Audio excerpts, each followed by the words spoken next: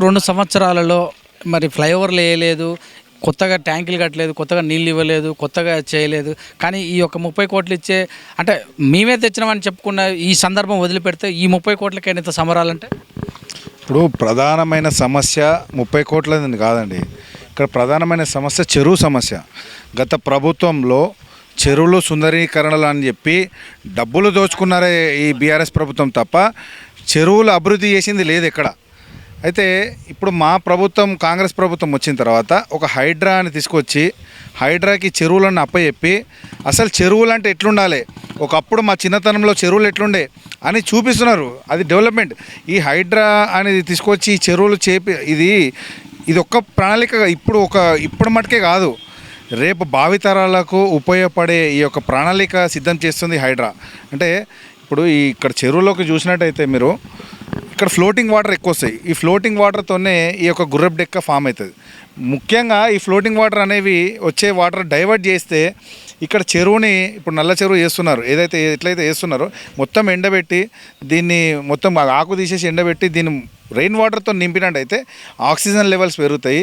ఇక్కడ clean air అనేది ఒకటి వస్తుంది. కాబట్టి అందరికీ రేపన్నాడు గ్రౌండ్ వాటర్లో ప్యూర్ వాటర్ కూడా గ్రౌండ్ వాటర్లో వస్తాయి. కాబట్టి ఈ ఒక మంచి కరెక్ట్ ప్రణాళికతోనే ఈ యొక్క హైడ్రాని తీసుకొని ఈ యొక్క చెరువుని సుందరీకరణ చేస్తున్నారు హైడ్రాగా. ప్రజలకి ఇప్పటికైనా ప్రజలు ఆల్రెడీ నమ్ముతున్నారు. ప్రజలకు చెప్పేది ఏంటంటే ఇప్పుడు గతంలో రీసెంట్గా చూసినట్టయితే సర్పంచ్ ఎలక్షన్లో కూడా కాంగ్రెస్ పార్టీకి బ్రహ్మరథం కట్టారు. మరి నిన్న చూసినట్టయితే మున్సిపల్ ఎలక్షన్లో కూడా మరి కార్పొరేషన్ ఎలక్షన్లో కూడా కాంగ్రెస్ పార్టీకి బ్రహ్మరథం కట్టారు. ప్రజలకు కాంగ్రెస్ పార్టీ మీద నమ్మకం వచ్చింది. అంటే ఇంకోటి ఈ గతంలో ఈ బీఆర్ఎస్ పార్టీ చేస్తున్న ఈ మోసపూరిత మాటల మీద విరక్తి వచ్చేసింది. వీళ్ళు ఏమున్నా మాటలకే ఉన్నారు కానీ చేతలకు లేరని ఒక విరక్తి వచ్చి ఏది చేసినా కాంగ్రెస్ పార్టీ చేసి చూపిస్తుంది, మాటలు చెప్పదు. చెప్పిందంటే చేస్తామంటే చేసి చూపిస్తాం అంతే. అది ఈ యొక్క సిద్ధాంతంతో రేవంత్ అన్న ముందుకు పోతున్నాడు. మా కాన్స్టిట్యున్సీలో కూడా రేవంత్ అన్న సహకారంతో మా పరమేశ్ అన్న చాలా ఒక గొప్ప నిధులు తెస్తున్నాడు. మరి 100 కోట్ల రూపాయలు నిధులు మా పరమేశ్ అన్న ఉప్పల్ కాన్స్టిట్యున్సీకి తెచ్చాడు. మరి ఇక్కడ స్థానికంగా బీఆర్ఎస్ ఎమ్మెల్యే ఉన్నా కూడా మరి ఎమ్మెల్యే కన్నా ఎక్కువ మా పరమేశ్ అన్న ఇక్కడ పని చేస్తున్నాడు. 100 కోట్ల నిధులు తెచ్చి ఈ యొక్క ప్రతి డివిజన్ అభివృద్ధికి ఆయన ముందుండి ఆయన సహకారాన్ని అందిస్తూ మాలాంటి నాయకులను ముందు నడిపిస్తున్నాడు. అట్లాంటి గొప్ప వ్యక్తి మాకు ఇక్కడ ఉప్పల్ కాన్స్టిట్యున్సీకి దొరకడం మా అదృష్టంగా భావిస్తున్నాం. ఇప్పుడు సో ఈ రాబోయే ఎలక్షన్లో గతంలో ఇక్కడనే ఉప్పల్నే 2 టికెట్లు గెలిచింది కాంగ్రెస్. సో మరి ఈసారి మరి డివిజన్లు పెరిగినప్పటికీ కూడా ఎలా ఉండబోతుంది? ఇప్పుడు డివిజన్లు పెరిగినాయంటే బాధ్యత పెరుగుతుంది, ఇక్కడ కొత్త నాయకత్వం వస్తుంది.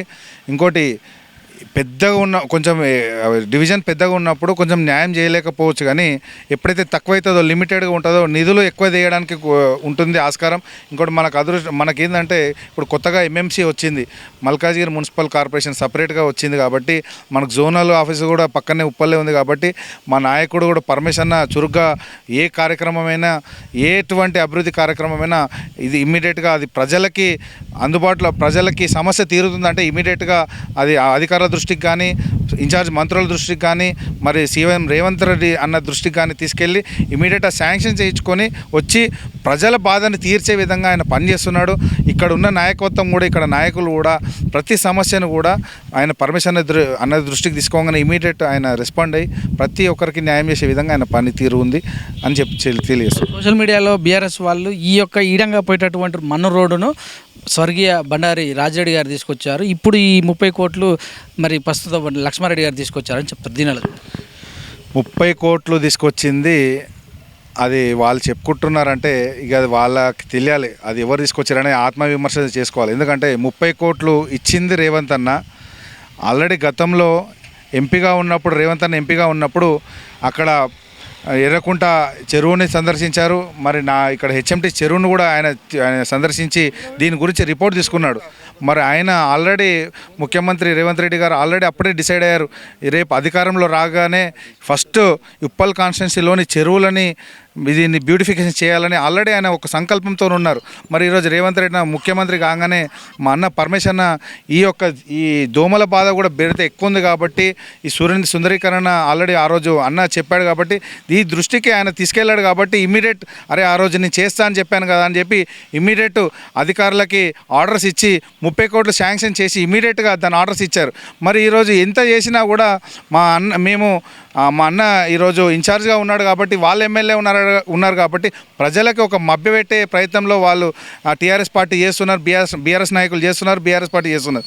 బీఆర్ఎస్ పార్టీ ఎమ్మెల్యే ఉన్నంత మాత్రాన గతంలో ప్రభుత్వం వాళ్ళు 10 సంవత్సరాలు ఉన్నంత కాలం ఎప్పుడు ఏం చేయలేని పని ఈరోజు 2 సంవత్సరాల్లో మా కాంగ్రెస్ ప్రభుత్వం రాగానే అన్నీ చేసి చూపిస్తుంది. మరి అప్పుడు చేయలేని పని ఇప్పుడు ఎందుకు చేస్తున్నారు? ఇది కాంగ్రెస్ పార్టీ గొప్పతనం, ఇది మా రేవంత్ అన్న నాయకత్వం గొప్పతనం, ఇక్కడ ఇన్ఛార్జ్ గారి గొప్పతనం ఇది. Thank you. Thank you.